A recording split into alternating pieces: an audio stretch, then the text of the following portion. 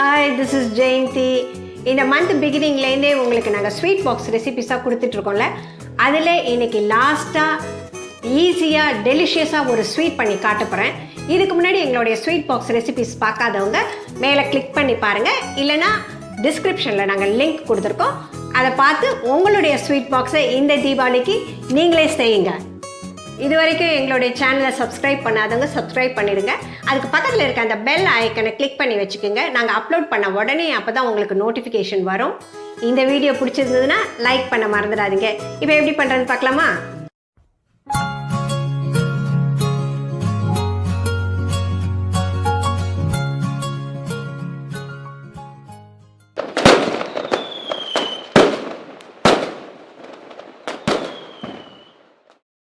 ரவை 1 cup, sugar 1.25 cup, பால் 1.25 cup,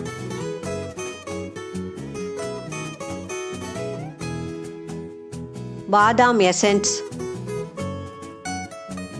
key 1 tablespoon, oil 50 ml. இந்த ஸ்வீட் பண்ணுறதுக்கு 1.25 கப்பு பால் ஒரு பர்னர்லேயும் இன்னொரு பர்னரில் ஒரு பேனும் வச்சுக்கிறேன். பேன் ஹீட் ஆகிடுச்சு. இப்போ நான் ஒரு 1/4 கப்புக்கு குறைவாக எண்ணெய் ஊற்றிக்கிறேன். 1 டேபிள் ஸ்பூன் அளவுக்கு நெய் போட்டுக்கிறேன். நீங்கள் வேணுன்னா ஃபுல்லாகவே நெய் ஊற்றிக்கலாம். 1/4 கப் அளவு நெய் ஊற்றிக்கலாம். இப்போ இதில் நான் 1 கப் அளவுக்கு ரவை போட்டுக்கிறேன். ரவை சின்ன ரவையாக இருக்கணும். பெருசாக இருந்துச்சுனாக்கா நீங்கள் மிக்சியில் ஒரு சுற்றிக்குங்க. நெய்யில் நம்ம ரவையை நல்லா ஃப்ரை பண்ணி விட்டுக்கலாம். இப்போ நான் மில்கில் பாதாம் எசன்ஸோட எல்லோ ஃபுட் கலர் மிக்ஸ் பண்ணி வச்சுருக்கேன். அதை எடுத்து இதில் மில்கில் ஊற்றிட்டு இந்த மில்கை சுட சுட எடுத்து நம்ம இந்த ரவையில் ஊற்றி நல்லா கிண்டணும்.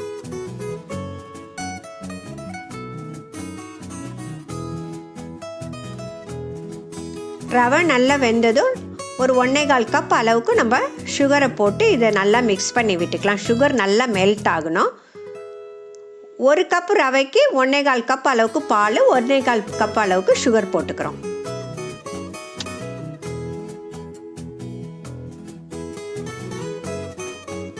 சுகர் நல்லா மெல்ட் ஆகிடுச்சு. நான் ஒரு 1/4 கப் அளவுக்கு பாதாமை நல்லா பவுடர் ஆக்கி வச்சுருக்கேன். அதை இதில் சேர்த்து நம்ம நல்லா மிக்ஸ் பண்ணிக்கலாம்.